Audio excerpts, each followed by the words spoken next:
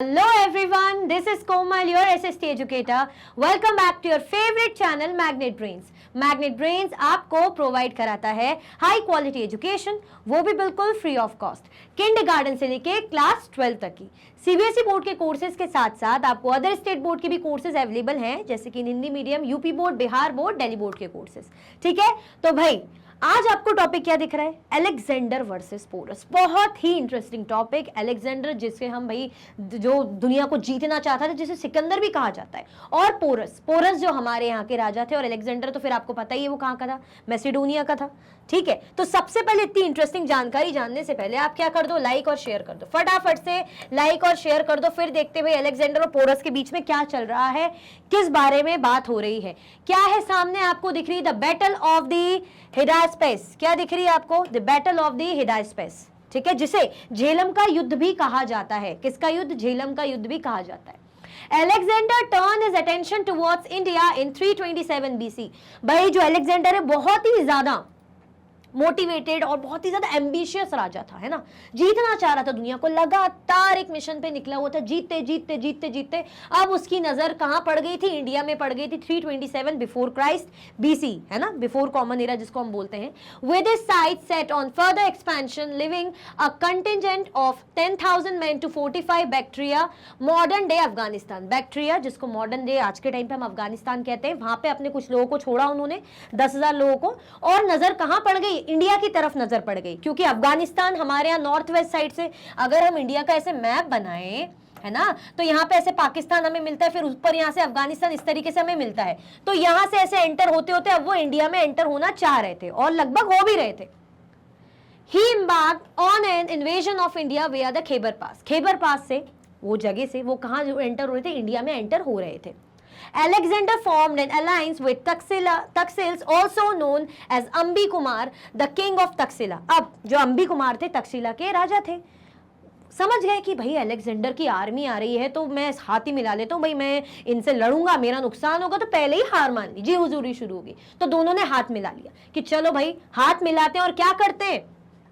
Together they prepare to face king Porus. अब उनका जो एम था, जो निशाना था, कहां था? किंग पोरस। तो मतलब धीरे धीरे वो यहाँ आ रहे थे कि किंग पोरस पे हमला करेंगे, लेकिन जो पोरस थे बहुत ही ज्यादा ब्रेव थे, उन्होंने हार नहीं मानी। ठीक है, The ruler of Hydaspes, who had refused to surrender to Alexander and was readying his force for war।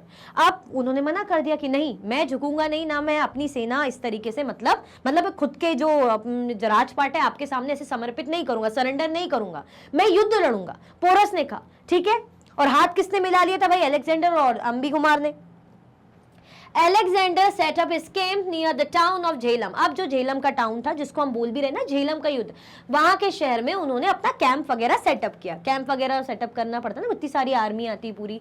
On the right banks of the river, है ना, रिवर के राइट साइड के किनारे पे, नदी के राइट साइड के किनारे पे, क्योंकि बीच में एक बड़ी सी नदी थी, उसको पार करके, थक हार के सेना को पार करके किसी पे हमला करने जाना बहुत बड़ी बात थी। ठीक है, तो उन्होंने वहां अपना डेरा लगा लिया, समझ लो।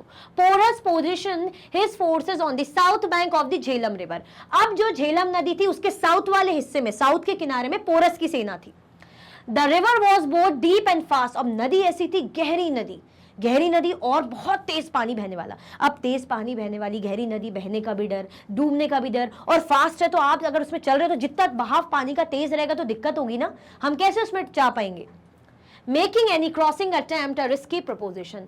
अब इसके कारण अगर कोई भी क्रॉसिंग अटेम्प्ट होगी कि भाई नदी पार करके जाना है सेना सहित, घोड़े वगैरह सब लेके, तो दिक्कत वाली बात है, थोड़ा सा रिस्की काम है।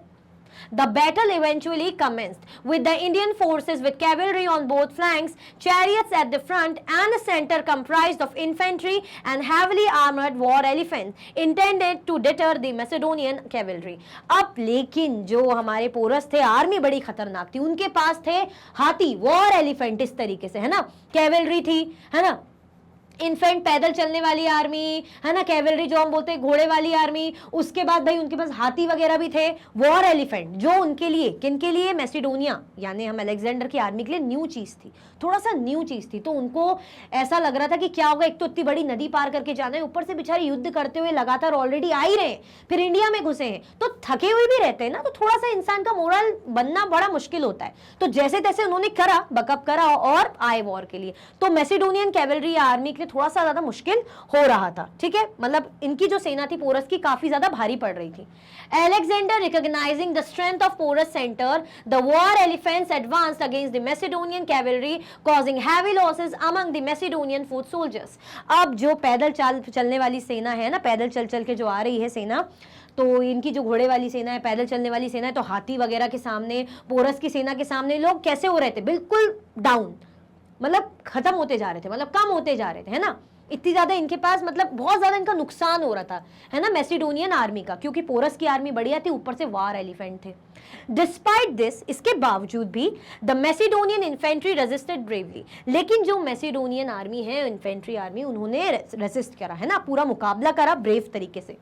Eventually, the Macedonian infantry advanced upon the confused enemy forces. धीरे धीरे उन्होंने पूरी कोशिश करी, लड़ाई लड़ी, जंग लड़ी, जो है बैटल हुई, और जो पोरस की आर्मी है वो थोड़ा सा कंफ्यूज हो गई, और इन्होंने क्या कर दिया, अब ये भारी हो गई, मतलब अब इनका जो है ऊंचा हो गया लेवल, ये समझ लीजिए। मैसिडोनियन आर्मी क्या बन गई, थोड़ी सी ये कामयाब होने लग गई, है ना। After the battle king Porus was brought before Alexander, अब जो युद्ध हुआ, युद्ध में मैसिडोनियन आर्मी ने जैसे तैसे करके, चालाकी करके, मतलब टैक्टिक्स, देखिए अलेक्जेंडर बहुत ज्यादा, मतलब ये कह सकते हैं एम्बिशियस होने के साथ साथ बहुत ज्यादा समझदार भी था, उससे इंटेलिजेंट भी कह सकते हैं, उसको पता था कैसे कैसे क्या करके हमें इसकी आर्मी को हराना है, क्या मैं स्ट्रेटेजीज अपनाऊं, है ना, ऐसी जो है स्ट्रेटेजी लेके चलूं कि मैं इनको हरा दूं। होता है ना कि आप उस टाइम पे आपके पास सेना होना बात अलग है, लेकिन आपका दिमाग कैसे चल रहा है, आप उसको दिमाग चला के यूज कैसे करोगे उस सेना को, जैसे चेस खेलते तो दिमाग यूज करते, स्ट्रेटेजी यूज करते, वैसे ही। तो फाइनली जीत गए। अब किंग पोरस को किसके सामने लाया गया, अलेक्जेंडर के सामने लाया गया। When asked how he wished to be treated, अब उनसे पूछा गया कि कैसा, आप क्या इच्छा है तुम्हारी, है ना, पूछा जाता है ना आपकी इच्छा क्या है, तो पोरस ने कहा treat me as a king would treat another king, मेरे साथ इस तरीके से बर्ताव करो जैसे कि एक राजा दूसरे राजा के साथ बर्ताव करता है, ऐसे मुझे ट्रीट करो। अब इम्प्रेस्ड बाय हिज करेज, अब देखा भाई उनका करेज, उनकी डिग्निटी, है ना, उनकी मर्यादा, है ना, उनका जो एक रुतबा कि भाई देखो इतना खतरनाक तरीके से इन्होंने वॉर करा, चाहे तो डर सकता था लेकिन उन्होंने वॉर करा, और इतनी अच्छी बात कह रहे हैं, तो क्या करा अलेक्जेंडर ने, अलाउ करा उनको कि वापस उनका जो लैंड है, जो भी उनका राजपाट था, उनको वापस दे दिया। किसको, खुश होके पोरस को, क्योंकि उन्होंने ऐसी बात कही, ऊपर से काफी ब्रेव भी थे वो। तो यही था भाई झेलम का युद्ध, जब बैटल, जिसको हम बोलते हैं बैटल ऑफ द हिडास्पेस, बड़ा ही फेमस बैटल था। इसके बाद कहा जाता है कि इनका जो अलेक्जेंडर का जो फोकस था और आगे जाना था इंडिया में, लेकिन जो सेना थी, नो, इतना मोरल डाउन हो चुका था, थक चुके थे वो लोग कि नहीं, इसके आगे थी मगध, और मगध तो और ज्यादा संपन्न राज, है ना, नंद एम्पायर, बहुत ज्यादा फेमस राज, तो वहां पे जाना तो मुश्किल था, क्योंकि मगध बहुत ही फ्लोरिश एम्पायर था, हाथी वगैरह, पानी, तो नदियां पार कर करके जाना, तो उन्होंने, सेना ने साफ मना कर दिया अलेक्जेंडर से कि हम नहीं जा पाएंगे, क्योंकि वो लोग कंटिन्यूअस साल दर साल से युद्ध करते हुए आ रहे थे, तो थक जाएंगे ना। तो अलेक्जेंडर को उनकी बात माननी पड़ी अपने सेना की, और वापस इंडिया को, मतलब जितना था उतना छोड़ के जाना पड़ा, है ना, आगे नहीं बढ़ पाया, इसलिए वो इंडिया को इन्वेड नहीं कर पाया। क्लियर हुआ। तो ये था बड़ा ही फेमस युद्ध जिसे हम बोलते हैं the battle of the Hydaspes. I hope आपको बहुत बहुत बहुत मजा आया होगा। तो ज्यादा से ज्यादा शेयर कर दो और फटाफट से अभी के अभी तक भी लाइक नहीं करा तो लाइक कर दो, ठीक है। इसी के साथ ही वीडियो एंड होती है। अगर आप और भी वीडियो के लेक्चर्स देखना चाहते हैं तो आप मैग्नेट ब्रेन्स के यूट्यूब चैनल, एप्लीकेशन और वेबसाइट पे देख सकते हैं।